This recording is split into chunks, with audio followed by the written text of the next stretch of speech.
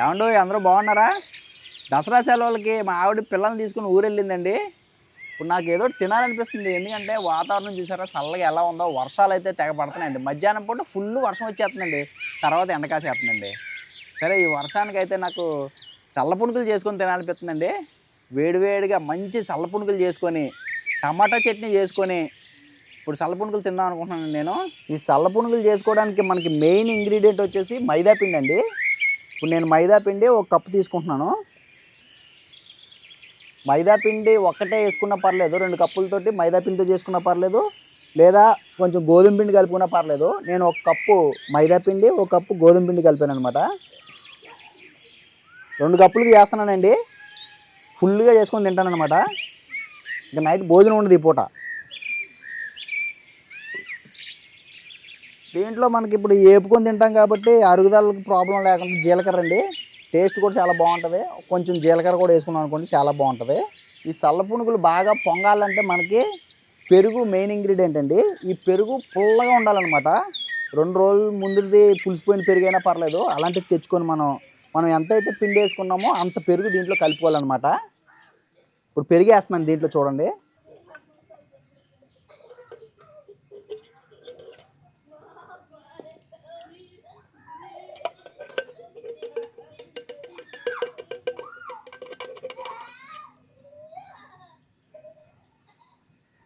ఈ పెరుగు అయితే భలే పులిసిందండి, పుల్లగా వాసన వస్తుంది చక్కగానే.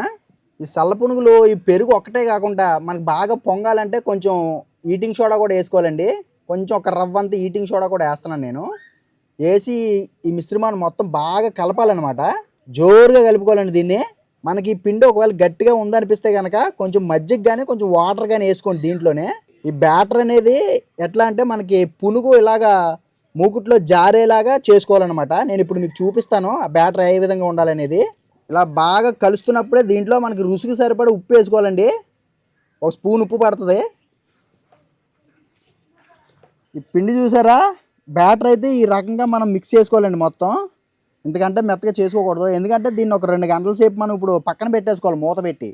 పెట్టుకున్నప్పుడు ఏమైందంటే ఇది కొంచెం లూజ్ అయ్యి మళ్ళీ మనకి జారిపోద్ది ఎక్కువ. అందుకోసం కొంచెం గట్టిగానే ముందు పక్కన తీసి పెట్టుకోవాలి. ఇలాగ ఈ రకంగా వస్తే చాలండి ముందు. ఇప్పుడు దీన్ని మూత పెట్టేసి ఒక గంట కానీ 2 గంటలు కానీ పక్కన పెట్టుకుంటే మంచిగా పులిసి పిండి అంతా మనకి బజ్జీలు బాగా పొంగుతాయండి.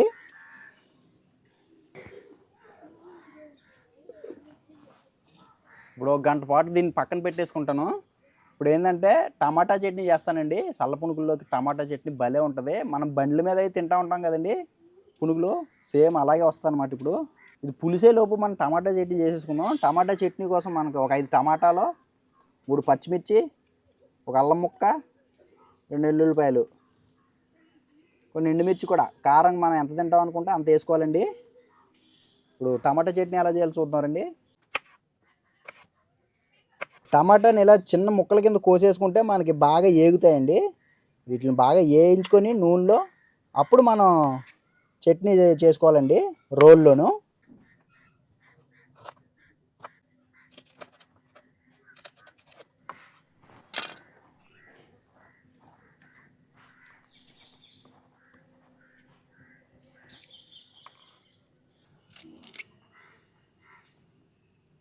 ఇప్పుడు ఈ అన్నిటిని కూడా నూనెలో మంచి వేయించుకొని అప్పుడు పచ్చడి చేసుకుందాం మనం.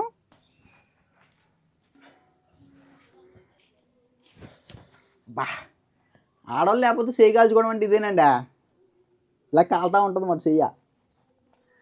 సరే ఇప్పుడు ఏం చేసుకుందాం, నూనె వేసుకుందాం దీంట్లోనే.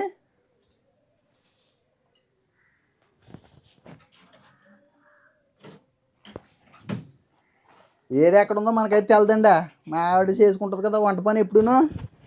మనకేమో ఇవన్నీ పప్పు ఏదో ఉప్పు ఏదో ఏది ఎక్కడ ఉందో ఏమో అర్థం కావట్లేదండి.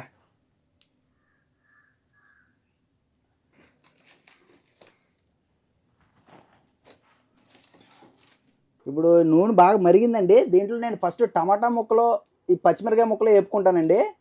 ఈ ఎండుమిరపకాయలు, కరివేపాకు లాస్ట్లో వేపుకోవాలన్నమాట. అంటే ముందే వేసుకుంటే మాడిపోతాయి. టమాటా ముక్కలు వేస్తున్నానండి ఫస్ట్. నూనె బాగా కాకనాడ ఉంటుందా.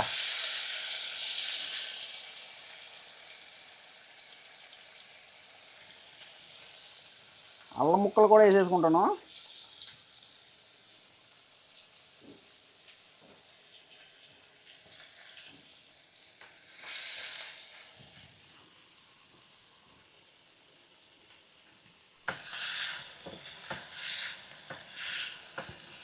ఈ టమాటా చట్నీకి సరిపడా ఉప్పు కూడా మనం ముందే వేసేసుకోవాలండి. టమాటా ముక్కల్లోనే ఒక స్పూన్ వరకు మనకి ఉప్పు అనేది పడుతుంది. ఈ టమాటా ముక్కల్లోని ఉప్పు వేసేసుకుంటే ఈ టమాటాలోంచి నీరు అది బాగా దిగి తొందరగా ఉడుకుతాయి అన్నమాట టమాటా ముక్కలు మనకి. టమాటా ముక్కలు మంచి మెత్తగా మగ్గిపోయినాయండి. ఇప్పుడు దీంట్లో మనం ఎండుమిరపకాయలు వేసేసుకుంటున్నాం. నేను కారం గట్టిగా తింటాను అనమాట. కొంచెం 3 పచ్చిమిరకాయలు వేసాను, ఓ 10 గాల ఎండుమిరకాయలు కూడా వేస్తున్నానండి. మీరు ఒకవేళ కారం తక్కువ తింటారనుకుంటే కనుక పచ్చిమిరకాయలు తగ్గించేసుకోవచ్చు, ఎండుమిరకాయలు కూడా 4 వేసుకోండి. నేనైతే ఫుల్గా తింటా కారం, అందుకోసం 4 ఎక్కువ వేసుకుంటున్నాను అనమాట. ఎల్లుల్లిపాయ గుడ్లు ఒక 4 వేసుకుంటున్నానండి. కరివేపాకు కొంచెం వేసుకుంటున్నాను టేస్ట్ కోసం. మళ్ళీ తాలింపులో కూడా వేసుకుంటానండి కరివేపాకు, బాగుంటుందండి.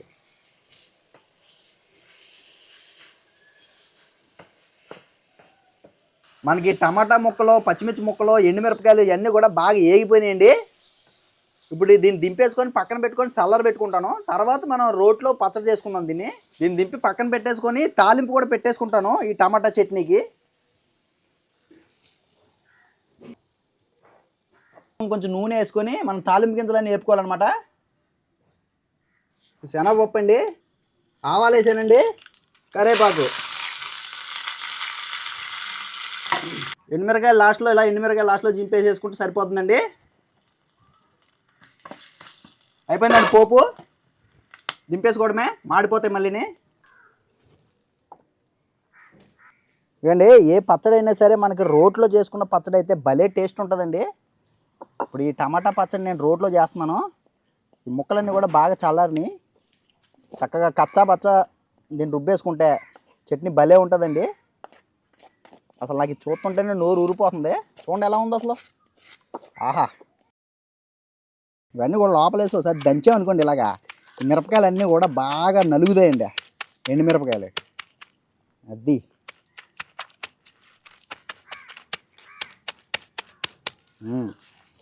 ఇప్పుడు రుబ్బుకోవాలి. నా చిన్నప్పుడు మా నాన్నమ్మ వాళ్ళు అంతా రోడ్లోనే చేసేవారండి.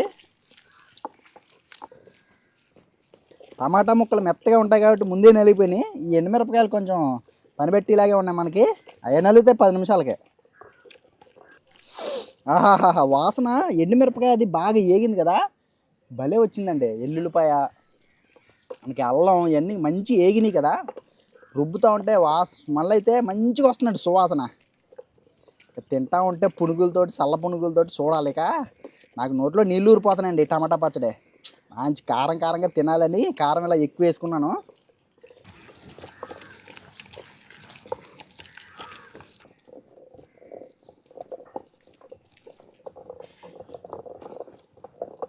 మన టమాటా పచ్చడి అయితే బాగా నలిగిందండి.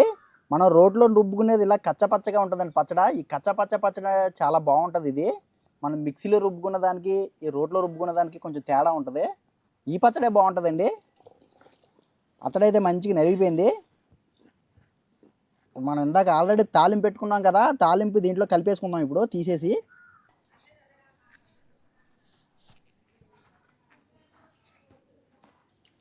ఎందుకంటే కొంచెం నీళ్ళు వేసి మంచిగా ఇదంతా కడిగేసుకుంటే సరిపోద్ది అనమాట, పలచగా అయింది. ఇప్పుడు మనం ఇలా రుబ్బుకున్నదంతా కూడా మనం ఫస్టే ఇలా పోపు చేసి పెట్టుకున్నాం కదండి, దాంట్లోకి నేను ట్రాన్స్ఫర్ చేసేసుకుంటున్నాను ఇప్పుడు. భలే ఉందండి పచ్చడ. ఏనండి చల్ల పునుగులు చేసుకుందాం ఇప్పుడు.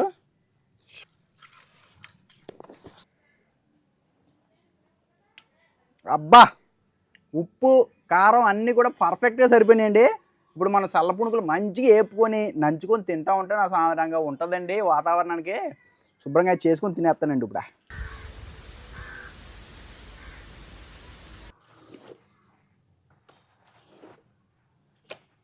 పిండి అంతా బాగా పులిసింది చూసారా, ఇగో ఈ కన్సిస్టెన్సీలో ఉంటే బజ్జీలు బాగా వస్తాయండి. మనకి నూనె మంచిగా సలసలా కాగింది. దీంట్లో బజ్జీలు దింపుకోవడమే మనం.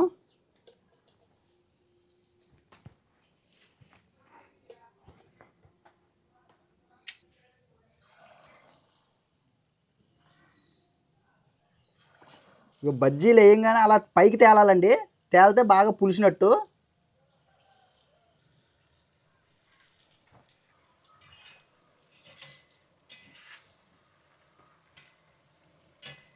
మా బజ్జీలు భలే పొంగినాయండి.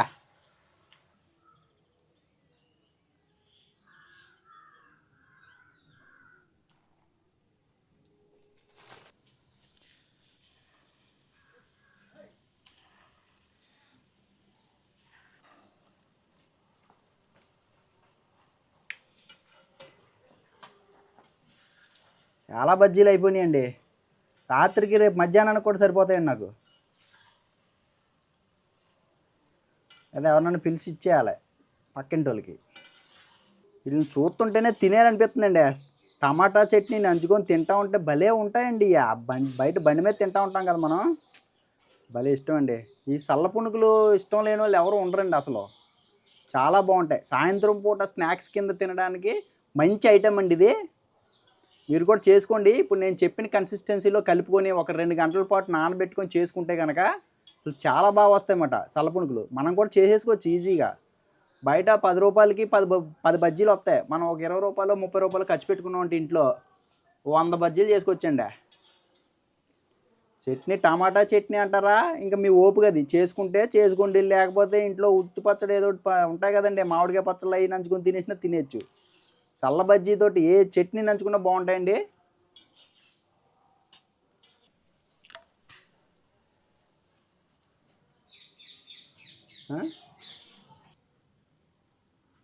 ఈ చల్ల బజ్జీలు ఈ అబకని ఇలా పైన పెట్టి ఇట్లా తిప్పుతూ ఉన్నాయనుకోండి, దానికి బాగా కాక తగిలి ఓ పక్కే మాడిపోకుండా చక్కగా చుట్టూ ఎర్రగా అవుతాయండి బజ్జీలు. ఇలా చేసుకోవాలండి. మామూలుగా వదిలేసాం అనుకోండి, ఓ పక్క ఎర్రగా ఓ పక్క తెల్లగా వస్తాయి. ఇలా తిరగేసుకుంటే ఈ పక్క తక్కువ ఈ పక్క ఎక్కువ ఉంటుంది. అలా కాకుండా ఇలా చేసుకుంటే సమానంగా కాలుతాయి అన్నమాట ఎర్రగాను.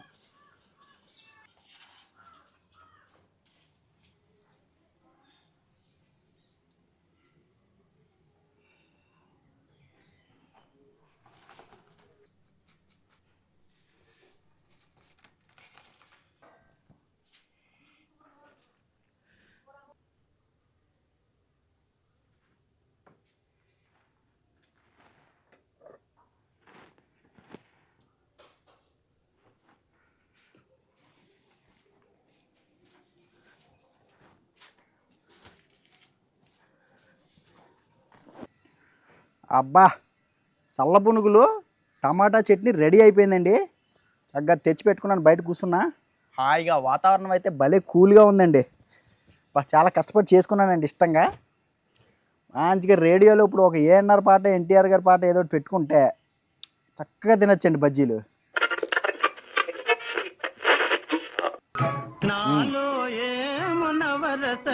ఆహా, బజ్జీలు చూస్తుంటే నోరు ఊరిపోతున్నాయండి. చూసారా ఎంత మెత్తగా వచ్చినాయో, చక్కగా గుల్లగా ఎలా వచ్చినాయో చూసారు కదా. ఈ చల్ల బజ్జీలని మనం చక్కగా ఈ రోటి పచ్చడి అండి, టమాటా రోటి పచ్చడిలో ముంచుకొని తింటే సో జన్మ ధన్యం అయిపోద్దండి. అబ్బా,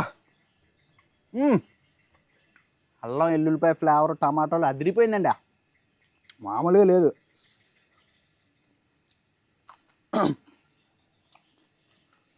వాతావరణం చల్లగా ఉంది, కారం కారంగా చట్నీ, చల్ల బజ్జీలు గుల్లగా వచ్చి భలే వచ్చినాయండి, చాలా బాగున్నాయి. అసలు నేను బండి మీద కొనుక్కున్నది కూడా ఇంత టేస్ట్ రాలేదండి, అంత బాగా వచ్చినాయి. నిజంగా చెప్తున్నాను.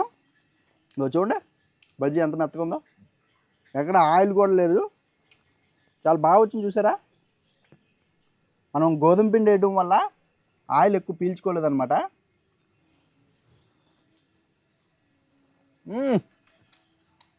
అదుర్స్ ఎన్నైనా వెళ్ళిపోతాయండి, అలా పటా పటా పటా లోపలికి వెళ్ళిపోవడమే.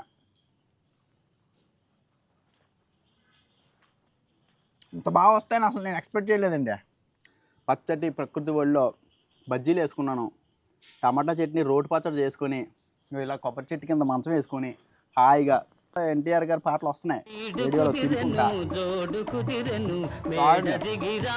ఈ జీవితం నీకు చాలు,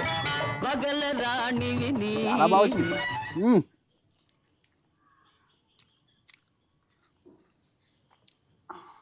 మా ఆవిడ దసరా సెలవులకు ఊరికెళ్ళి వచ్చి ఒక వారం రోజులు పడుతుందండి రావడానికి. ఈ లోపు నాకు నచ్చిన వంటలన్నీ చేసుకుని తినేస్తానండి చక్కగా. అంటే నాకు నచ్చిన వంటలు అంటే మా ఆవిడ చాలా బాగా చేస్తుంది, కానీ నాకు కొంచెం కారం ఎక్కువ వేసుకొని తినడం అంటే చాలా ఇష్టం. వాళ్ళ పిల్లల కోసం అని చెప్పి కొంచెం కారం అది తక్కువ వేస్తుంది అనమాట. నేను చక్కగా కారం అది వేసుకొని ఆహా ఇంక వర్ణించలేనండి, చాలా బాగుంది. టమాటా చట్నీ రోటి పచ్చడి ఇంత బాగుంటుందని నేను అసలు నా జీవితంలో, అది నేను చేసుకునే ఇంత టేస్ట్ ఉంటుందని నేను ఊహించలేదు.